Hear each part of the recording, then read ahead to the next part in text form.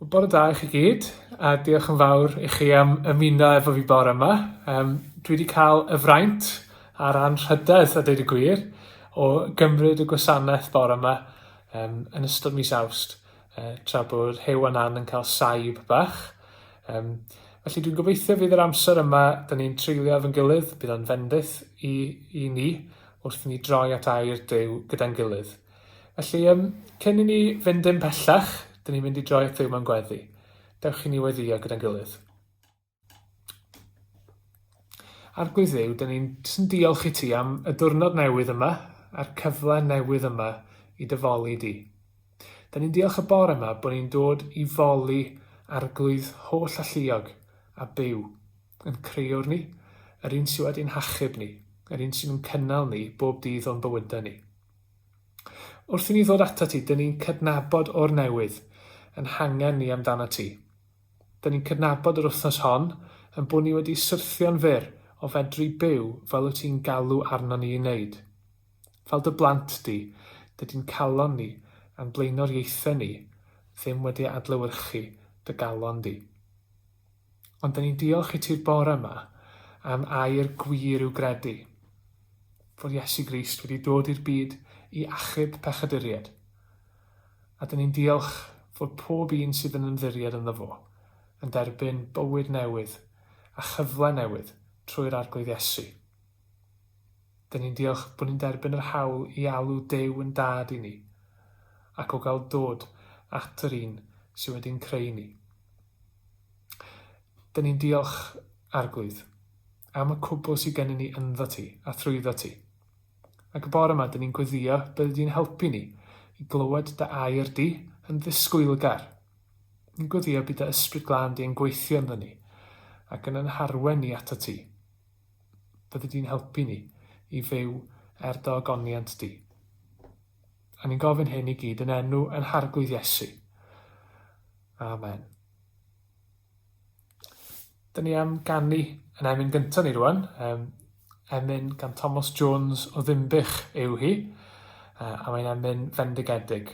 Chwilio'r holl fyd a'i fwyniant i gyd, nid ynddo mae'r balm amhiacha, ond digon i mew, yr Iesu a'i fryw, ddim gwared o'n pennyd am pla.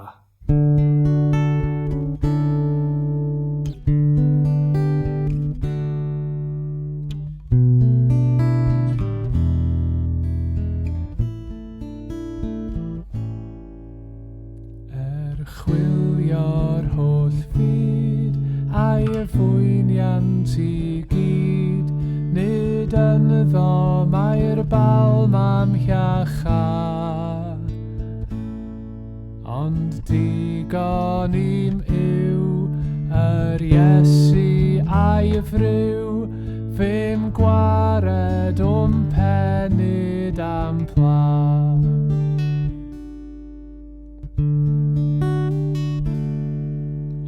Nefoedd fe ddaeth i achub rhai caeth, fe'i gwelwyd mewn preseboedd wael. Ar y groesbren fe'i caed, rhoes drosom ei waed, ei debyg ni ellir ei gael.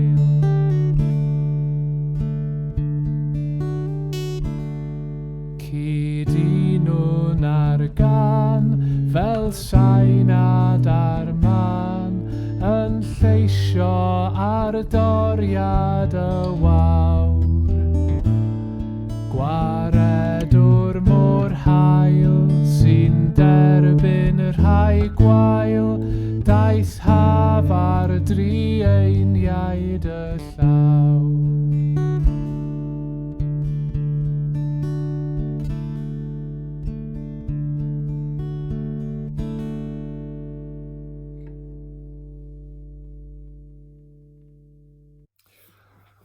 Wel, dyn ni'n darllen bore yma o Mathew pennod 14, adnod 1 mlaen i adnod 21. Ac dyn ni'n troi felly at hanes Dienyddio Ioan Fedyddiwr, a stori Iesu yn bwydo'r 5,000. Tua'r adeg yna, clywodd y llywodraethwr Herod y straeon am Iesu. Dwedodd wrth ei swyddogion, Ioan Fedyddiwr sydd wedi dod yn ôl yn fyw, dyna pam mae o'n gallu gwneud gwirthiau. Herod oedd wedi arestio Ioan Fedyddiwr a'i roi o yn y carchar. Roedd o wedi gwneud hynny o achos ei berthynas a Herodias, gwraig i frawd Philip. Roedd Ioan wedi dweud wrtho dro ar ôl tro, dydy'r gyfraith ddim yn caniatáu i ti i chymryd hi. Bod Herod eisiau lladd Ioan, roedd ganddo ofn gwneud hynny, am fod y bobl yn ystyried Ioan yn broffwyd. Ond yna, ar ddiwrnod penblwydd Herod, dyma ferch Herodias yn perfformio dawns yn y parti. Roedd hi wedi plesio Herod gymaint, nes iddo dyngu llw y byddai'n rhoi iddi beth bynnag oedd hi'n gofyn amdano. Gyda'i mam yn ei hannog, dywedodd wrtho, dwi eisiau ti dorri pen Ioan Fedyddiwr, a'i roi i mi ar hambwrdd. Daeth y brenin ddim yn hapus o gwbl, ond am ei fod wedi addo ar lw o flaen i westeion, rhoddodd o'r chymyn i'w roi iddi. Anfonodd filwyr i'r carchar i dorri pen Ioan i ffwrdd. Wedyn dyma nhw'n dod â'r pen a'r hambwrdd, a'i roi i'r ferch fach, a rhoddodd hithau i'w mam. Dyma ddisgyblion Ioan yn cymryd y corff a'i gladdu, ac wedyn yn mynd i ddweud wrth Iesu beth oedd wedi digwydd. Pan glywodd Iesu beth oedd wedi digwydd, aeth i ffwrdd mewn cwch i le tawel i fod ar ei ben ei hun. Ond clywodd y tyrfaoedd am hyn a'i ddilyn ar droed o'r trefi. Pan gyrhaeddodd Iesu'r lan, roedd gweld y dyrfa fawr yno yn ei gyffwrdd i'r byw, ac i achaodd y rhai oedd yn sâl. Pan oedd hi'n dechrau nosi, dyma'r disgyblion yn dod ato a dweud, mae'r lle yma yn aniel, ac mae'n mynd yn hwyr. Anfon y bobl i ffwrdd iddyn nhw gael mynd i'r pentrefi i brynu bwyd. Atebodd Iesu, does dim rhaid iddyn nhw fynd i ffwrdd, rhowch chi rhywbeth i'w fwyta iddyn nhw. Medden nhw wrtho, dim ond 5 torth fach a 2 bysgodyn sydd gynnon ni. Dowch â nhw i fi, meddai, a dwedodd wrth y bobl am eistedd i lawr ar y glaswellt. Wedyn, cymerodd y 5 torth a'r 2 bysgodyn ac offrymu gweddi o ddiolch i Dduw. Torodd y bara a rhoi'r torthau i'w ddisgyblion, a dyma'r disgyblion yn ei rhannu i'r bobl. Cafodd pawb ddigon i'w fwyta, a dyma nhw'n codi 12 llond basged o dameidiau oedd wedi i gadael dros ben. Roedd tua 5,000 o ddynion wedi cael eu bwydo, heb sôn am wragedd a phlant. Amen. Wel, wythnos yma, o'n i'n digwydd gwrando ar y radio, a nes i glywed rhaglen yn y gyfres Great Lives ar Radio 4. Ac y peth trawiadol am y rhaglen yma, beth nath wneud efo sefyll allan yng nghanol y rhaglen yna sy'n y cefndir pan ydych chi'n gyrru o le i le, oedd hi'n rhaglen am Benito Mussolini, dyn fysach chi ddim fel arfer yn cysylltu a'r syniad o fod yna fywyd mawr neu bywyd pwysig wedi cael ei fyw fanna. Wrth gwrs, oedd o'n fywyd pwysig, ond fel arfer, mae rhaglenni fel hyn, wel, pobl sy'n sôn am eu harwyr nhw sy'n mynd arnyn nhw, a maen nhw'n deithio ni pam bod nhw mor bwysig ac mor ddylanwadol, pam ddylen ni gofio nhw heddiw. Ond oedd yna dôn chydig bach yn wahanol i'r rhaglen yma am Mussolini. Oedd hi'n rhaglen oedd yn sôn am ei ddylanwad a'i bwysigrwydd oedd, ond mi oedd o hefyd yn sôn am ei gymeriad o, a math o berson oedd o. Oedd o'n berson oedd ag ots mawr am sut oedd pobl yn ei weld o. Oedd o wir yn poeni am sut oedd pobl yn ei weld o, ac oedd o'n gwneud ymdrech fawr i edrych yn gry ac yn ddewr ac yn solet bob amser, yn sticio yr un yna allan mwyn i wyneb o edrych yn gry ac yn gadarn. Oedd o'n gadael golau i swyddfa ymlaen yn hwyr yn y nos Fel y bysau pobl yn cerdded heibio a bysau nhw'n deud, wel, drychwch ar y dyn yma, drychwch ar Mussolini, gweithio ganol nos i ofalu dros i bobl o, i wneud yn siŵr bod o'n gwasanaethu nhw'n dda. Wel, o'n i'n meddwl am y rhaglen yma wrth ddod at yn darlleniad ni heddiw, achos dwi'n meddwl dyn ni'n cwrdd ar rhywun ar ddechrau'r darlleniad yma, fydda Mussolini wedi ei ddallt. Dyn ni'n cwrdd â dyn o'r enw Herod y Tetrarch, neu Herod Antipas. A mae o'n deud hanes wrthon ni. Mae Efengyl Matthew yn deud stori wrthon ni am sut nath Herod drin Ioan Fedyddiwr. Y proffwyd pwysig yma oedd wedi cael ei anfon gan Dduw i baratoi'r ffordd ar gyfer Iesu. Mae'n dangos rhywbeth i ni o feddwl Herod. Chi'n gwybod, da ni'n medru mynd i Israel heddiw. Da ni'n gallu gweld pethau gath ei adeiladu yn ystod teyrnasiad Herod yn Galilea. Fel arweinwyr eraill mawr a pwysig, oedd Herod eisiau gadael ei stamp ar yr ardal. Oedd eisiau bobl i gofio fo fel adeiladwr, fel rheolwr da. Ond mae Ioan, a'r ffordd mae Ioan yn effeithio ar Herod, wel, da ni'n gweld ochr arall i'w gymeriad o. A mae Matthew'n dangos hynny i ni. Da ni'n clywed am y dyn yma sydd yn ofn y bobl, sydd yn ofn be maen nhw'n meddwl ohono fo. A da ni'n cwrdd â dyn sydd yn cael ei farn o wedi newid, a'i farn o wedi siapio gan bethau y tu allan iddo fo'i hun. Mae o'n ddyn sydd yn fwy simsan ac yn fwy sigledig na fydd yn ddangos ar yr olwg gyntaf. Wel, pam bod ni'n sôn am Herod yng nghanol mis Awst yn yn pregaeth ni heddiw yma? Wel, dwi'n teimlo bod hyn i gyd yn rhyfeddol o gyfoes. Yn y byd ni, da ni'n dal i drafod beth sy'n gwneud rhywun yn arweinydd cymwys a da. Da ni jyst yn dechrau clywed rwan yn tydyn am beth sy'n mynd i ddigwydd yn yr Unol Daleithiau, a da ni'n clywed rhai o'r dadleuon sy'n cychwyn yna wrth iddyn nhw fynd mlaen i ddewis ar lywydd. A mae'r un drafodaeth yn codi yn dydi yn oes ni. Beth sy'n gwneud arweinydd da? A'i beth yn eisiau ydy rhywun sydd jyst yn gets the job done, rhywun sydd jyst yn gallu sortio bethau allan ag stem ots mewn gwirionedd am ei gymeriad o, neu pa fath o berson ydy o. Neu oes angen rhywbeth mwy? Oes angen rhywbeth gwahanol i hynny i fod yn arweinydd i bobl? A deud y gwir, dwi'n meddwl yn yn byd ni ac yn yn oes ni, mae yna lot o syniciaeth yn does am bobl sydd yn arwen yn gyffredinol. A pan ydych chi'n darllen straeon fel be mae Matthew yn deithio ni heddiw am Herod, wel mae hynny'n reit ddealladwy. Achos mae gennym ni reswm i fod yn synicaidd.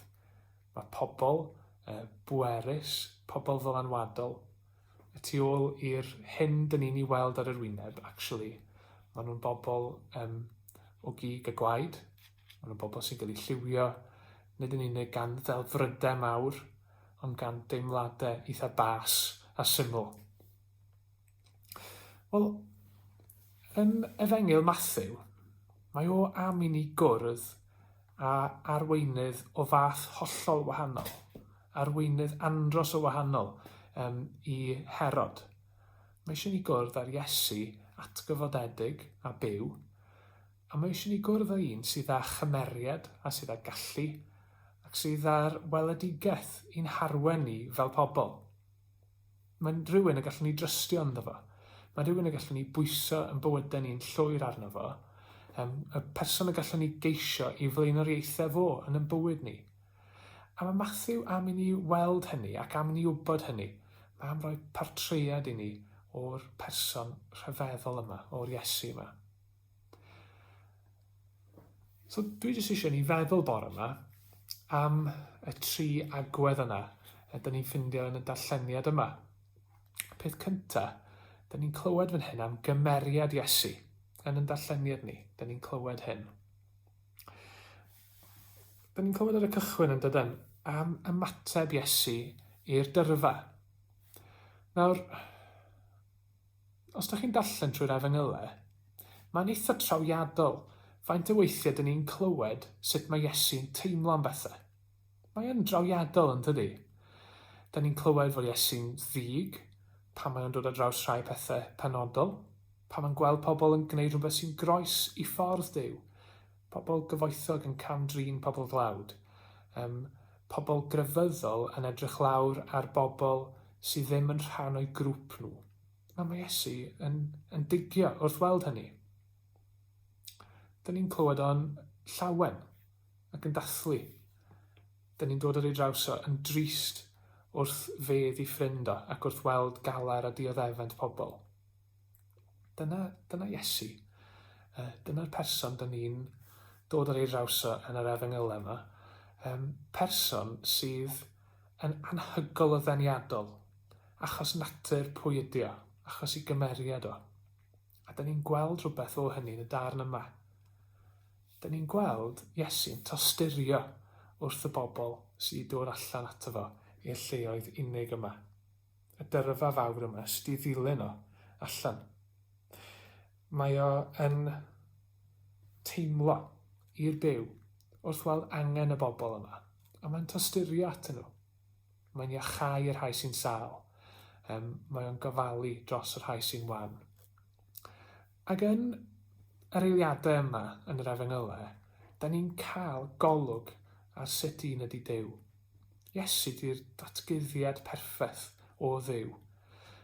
Da ni'n gweld sut un ydi o yn yr Efengylau. Dio ddim yn un pell allan o'n cyrraedd ni, ond mae'n Dduw sydd wedi dod i'r byd yma o angen. Mae wedi dod yn llawn tosturi, yn llawn gofal a chariad at bobl sydd ar goll.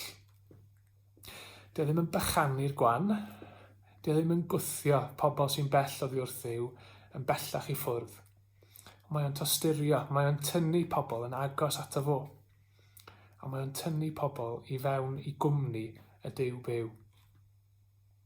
Mae'n gweld gwerth i'r person sydd bellach oddi wrth Dduw. A mae o'n deud bod croeso iddyn nhw wrth fwrdd y tad. Yn hosturi Iesu, da ni'n cael cip i fawredd yr hyn mae Duw wedi wneud i'n hachub ni. Da ni'n cael cip ar rhywbeth o'r cynllun mawr yna.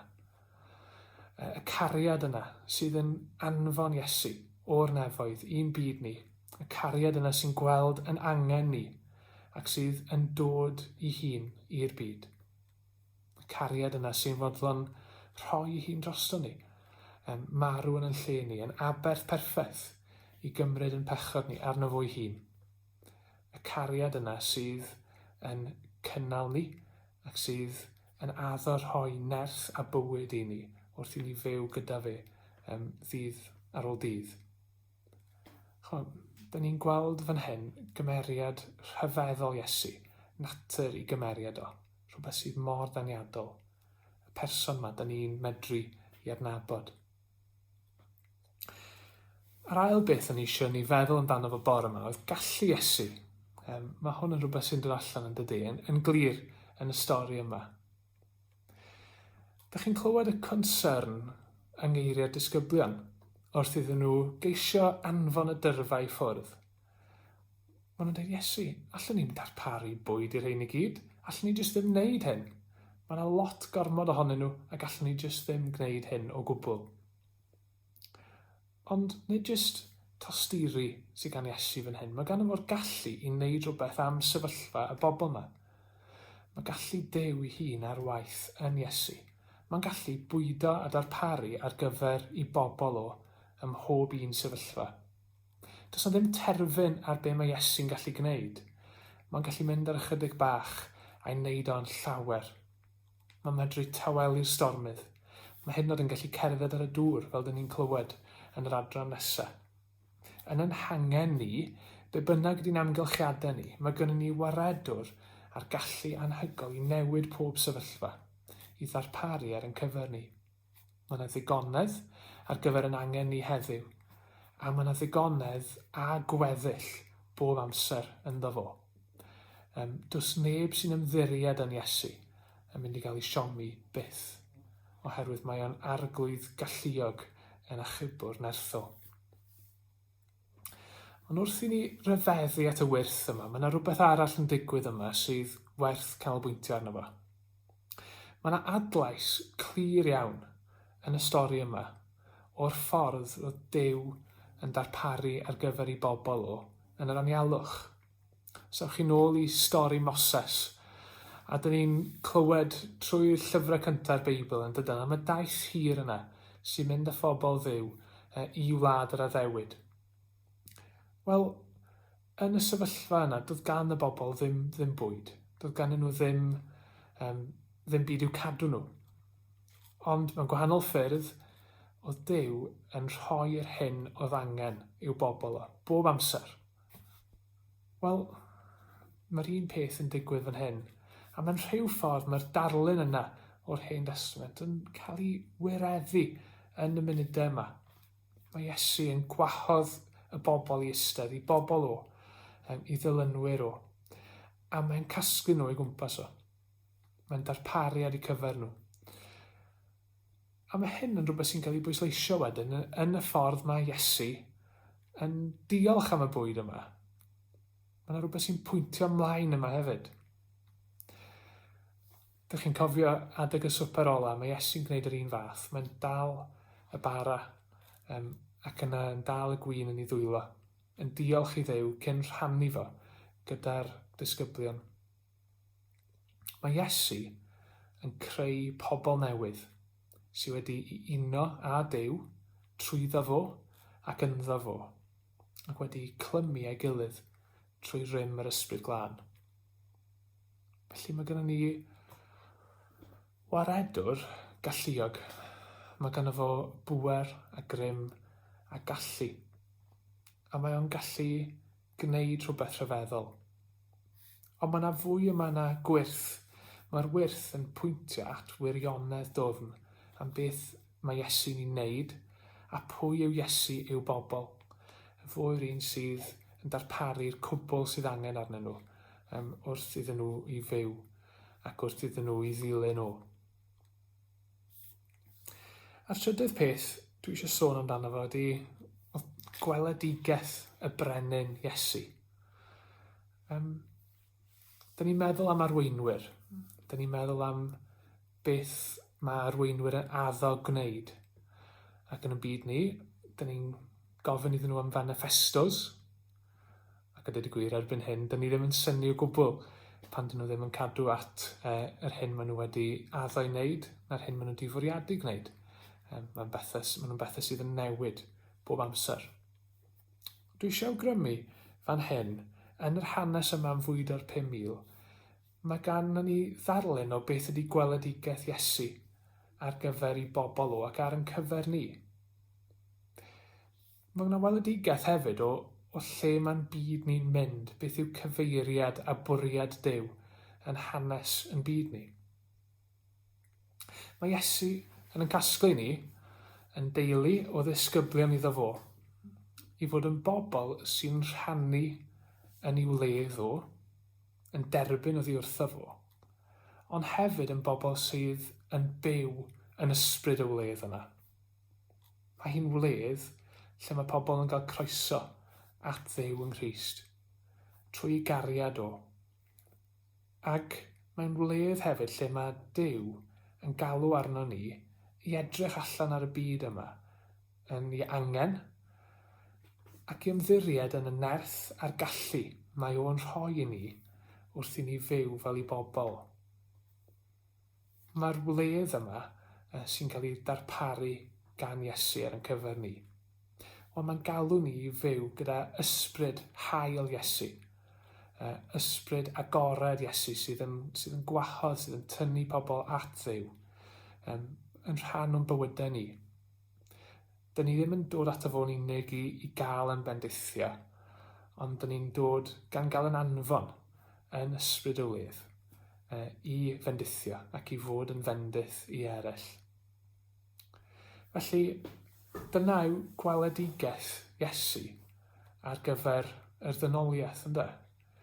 Yn bobl wedi'n uno â Duw, yn bobl sydd yn gwneud i ewyllus o, yn bobl iddo fo yn y byd, yn ceisio patrwm Duw yn y bywydau ni, yn herio pob anghyfiawnder ac yn dilyn yr arglwydd byw yn y cwbl dyn ni'n ei wneud.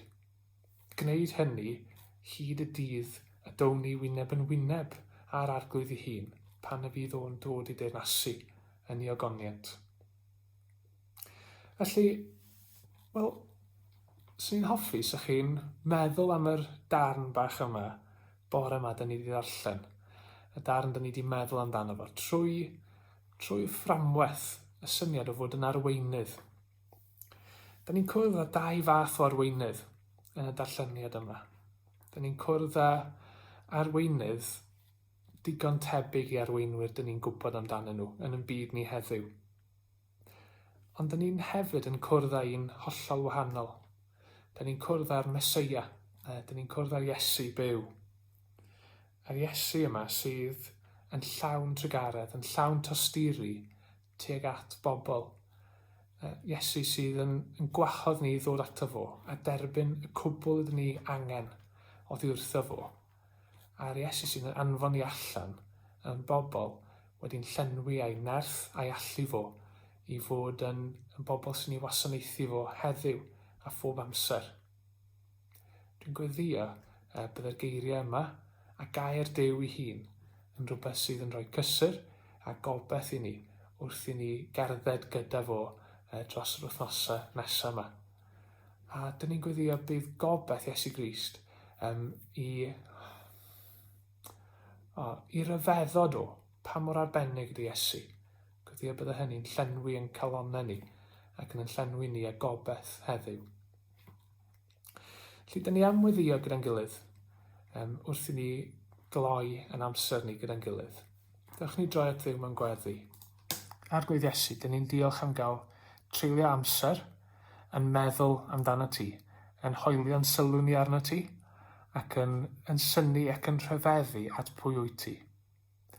Dyn ni'n diolch bod y geiriau yma yn cael ei rhoi i ni, nid fel stori arall ymhlith holl straeon y byd yma, ond fel yn bod ni'n gwybod am yr arglwydd byw. Fel bod ni'n gwybod am yr un sydd wedi'n caru ni a chariad rhyfeddol. Fel yn bod ni'n medru dod at yr un sydd yn gwahodd ni i ddod. A dyn ni'n gweddio arglwydd y byddwn ni yn closio ato ti, mewn ffydd, yn pwyso arno ti, ac yn rhoi'n hunain yn llwyr eto i fod yn bobl sydd yn dy ddilyn di ac yn dy garu di yn ystod y cyfnod yma. Da ni'n diolch i ti, Iesu, jyst am y cwbl sydd gynno ni ynddo ti. Da ni'n diolch i ti am dy ras di ac am y cwbl wyt ti wedi gwneud droso ni. A da ni'n gweddio arglwydd dros yn byd ni heddiw. Da ni'n meddwl wrth edrych ar yn byd ni am bob sefyllfa lle da ni'n dweud daled y deyrnas, gwneler dywyllus, lle da ni'n gweld tristwch ac angen, lle da ni'n gweld pob math o anghyfiawnder.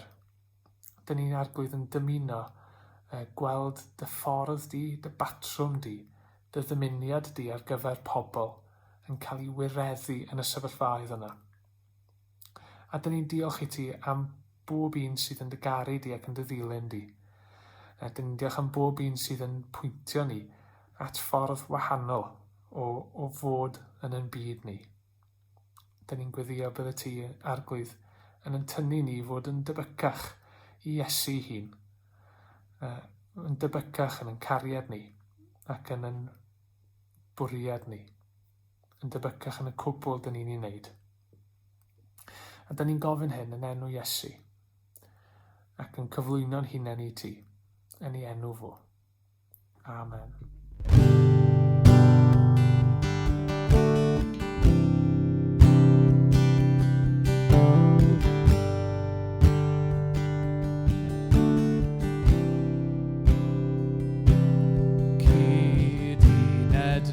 A llawr i foli'n harglwydd mawr mewn hyfryd hoen. Clod forwn traf o chwith, ei rasau hedd dilys, ag uchel ganwn byth